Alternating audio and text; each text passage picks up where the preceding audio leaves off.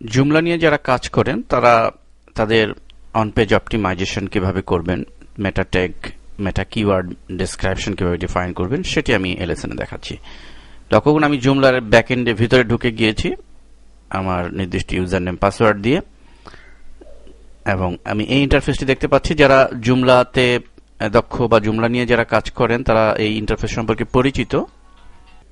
তো ঠিক এখানে দেখুন যে গ্লোবাল কনফিগারেশন নামে একটা আইকন আমরা দেখতে পাচ্ছি, তো এইখানে আমরা ক্লিক করব। তো গ্লোবাল কনফিগারেশনে ক্লিক করলে আমাদের ঠিক এরকম ইন্টারফেস আসবে। আপনারা দেখতে পাচ্ছেন এখানে রয়েছে সাইট সেটিংস, এখানে আমাদের সেটিংস যা আছে তাই।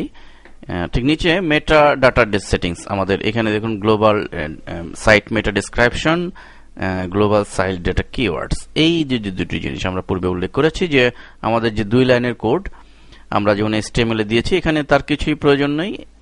CMS এ আসলে এগুলো সেটিংস করাই থাকে। এই কিওয়ার্ডে আমরা কি দিব সেটি লক্ষ্য করুন যে কিওয়ার্ডে আমি যেহেতু alherabd.com একটি টিউটোরিয়াল সাইট, তো আমি প্রথম কিওয়ার্ড দিয়েছি টিউটোরিয়াল, ভিডিও টিউটোরিয়াল, সবগুলো কমা দিয়ে ব্লগ, এখানে ব্লগিংও করা হচ্ছে, অনলাইন মানি মেকিং এর অনেক বিষয় আর্টিকেল আমরা এখানে দিচ্ছি। সো এই কিওয়ার্ডগুলি আমরা দিচ্ছি।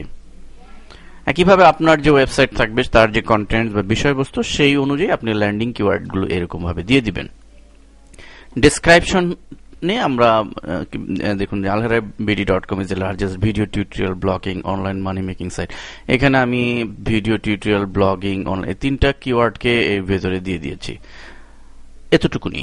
তো এভাবে আপনি জুমলাতে এখানে আপনি ডিফাইন করে দিবেন কিওয়ার্ড এবং ডেসক্রিপশন,